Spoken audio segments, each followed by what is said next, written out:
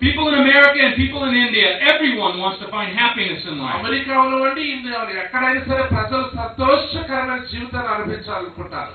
We want to know that we're forgiven. We want to have peace in our heart. మనము తెలుసుకోవాల్సిందంటే మన జీవితంలో శాంతి సమాధానాలు అవసరం. We want to know God. We want to know that God loves us. మరి ఒకటి తెలుసుకోవాలి, దేవుడు మనల్ని ప్రేమిస్తున్నాడు అనే విషయాన్ని. And so every person is searching for a relationship with God. ఈ లోకంలో ప్రతి ఒక్కరు కూడా దేవుని తెలుసుకోవడానికి ప్రయత్నం చేస్తున్నారు. When I was a little child, like these children up here, I used to play games. నేను చాలా చిన్నవాడిగా ఉన్నప్పుడు ఆటలు ఆడుకునేవాడిని.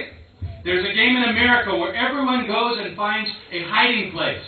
మరి అమెరికాలో ఒక ఆట ఉంది, ఏంటంటే మనం దాక్కుని ఆట అంటాం కదా, దాక్కోవడం ఆట. And they find a place to hide so that no one will find them. మరి దాక్కున్నటువంటి అబ్బాయిని ఎవరైనా సరే ఒకవేళ నెతికి పట్టుకుంటే అతను గొప్పవాడే.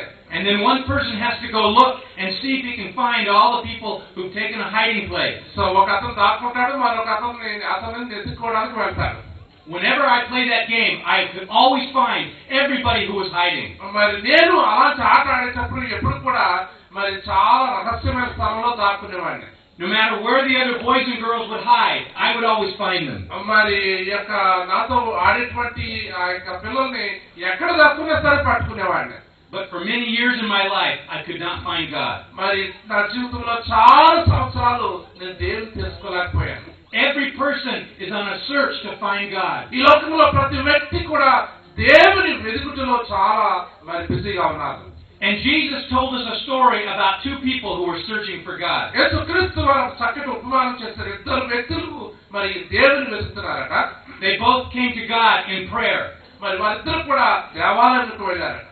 One man was a religious man. ఒక ఆయన చాలా మరి క్రైస్తవ కుటుంబంలో పుట్టినవాడు. He was known as a Pharisee, the most religious man on earth. మరి అతను మరి పరిసయ్యుడు, అతనికి ప్రార్థన తెలుసు, బైబిల్ తెలుసు. And another man was a tax collector. మరి మరొక ఆయన సుంకరి, అతనికి దేవుని తెలియదు. He was an evil man. He was a sinner. మరి అతను పాపాత్ముడు, దేవుని ఎక్కువగా తెలియనివాడు. But both men were searching for God. అయితే ఇద్దరు వ్యక్తులు కూడా దేవుని తెలుసుకోవడానికి ప్రారంభించారు.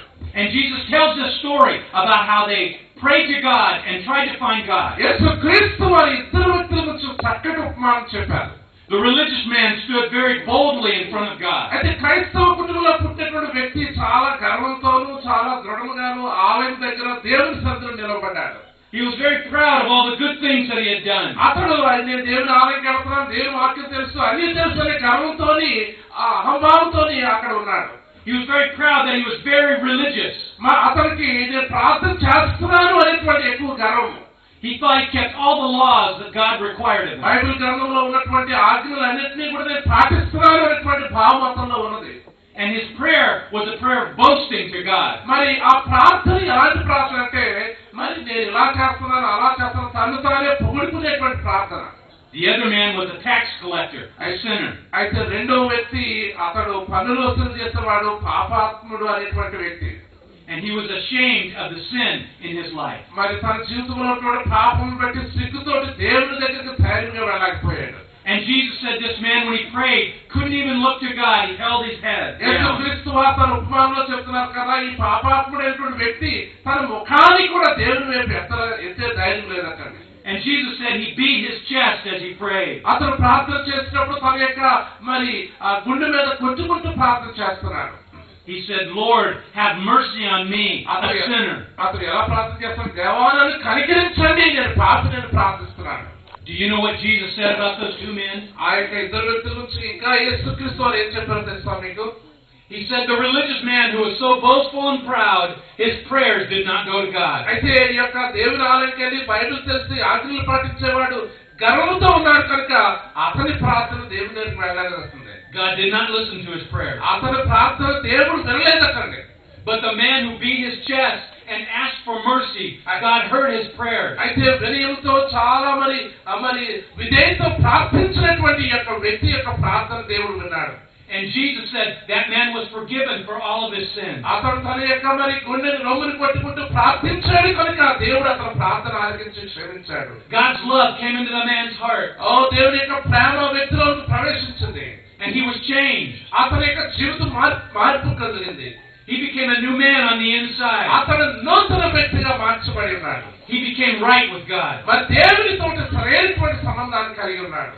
You see, there are only two ways that we can try to find God. ఈ యొక్క ఉపమానం ద్వారా రెండు మార్గములు మాత్రమే దేవుని మనం తెలుసుకోవడానికి. And every person here is trying one of those two ways to అయితే find ఈ God. రెండు మార్గములు ఏదో ఒక మార్గాన్ని ఇక్కడ కూర్చున్న మనందరం కూడా పాటిస్తా ఉన్నాం. The one way to find God is through religion. మరి దేవుని కనుక్కోవడానికి కొంతమంది అనుకుంటారు కదా, మత ఆచారాలు పాటిస్తే సరిపోతుంది అనుకుంటారు. It's through our good works. మన యొక్క మంచి పనుల ద్వారా దేవుని తెలుసుకోవచ్చు అనుకుంటారు. It's trusting in ourselves. మన మీద మనం ఆధారపడటమే దేవుని తెలుసుకోవడం అనుకుంటారు. And the other way is by asking for God's mercy. మరి రెండో మార్గం ఏంటంటే దేవుని యొక్క కృపని గురించి అడగడమే రెండో మార్గం.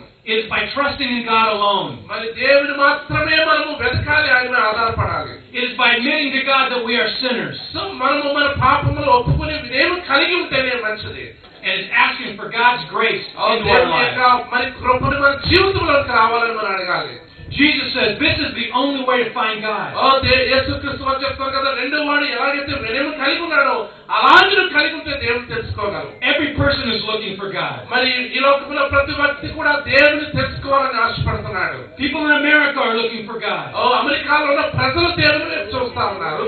People in India are looking for God. ఇండియాలో ఉన్న ప్రజలు కూడా దేవుని కొరకు చూస్తున్నారు. People all over the world are looking for ఈ God. ప్రపంచంలో నలుమూలల ప్రజలు దేవుని చూడాలని ఆశపడుతున్నారు. The only way to find God is to ask for His mercy. దేవుని తెలుసుకోవాలంటే ఒకే ఒక మార్గం, ఆయన యొక్క కృపని జీవితంలోకి రావాలి. It's to admit that you are a sinner. మరి నీవు పాపాత్ముడు అని నువ్వు తెలుసుకోవాలి. It's to ask for God's forgiveness. దేవుని యొక్క క్షమాపణ అడగాలి. And God does forgive us. దేవుడు తప్పనిసరిగా మనకు క్షమిస్తాడు ప్రియులారా. God forgives us because He has taken away the penalty of our sin. దేవుడు నాకు క్షమిస్తాడు ఎందుకంటే మన మీద ఉన్నటువంటి శిక్షని ఆయన అనుభవించాడు కనుక దాన్ని తీసివేశాడు. God has taken away the penalty of our sin through His Son, Jesus Christ. యేసుక్రీస్తు మరణం ద్వారా మన యొక్క పాపములను ఆయన తీసివేసి ఉన్నాడు. Jesus Christ is the only way to God. మీకు తెలుసా, యేసు మాత్రమే ఈ యొక్క పరలోకానికి మార్గమై ఉన్నాడు.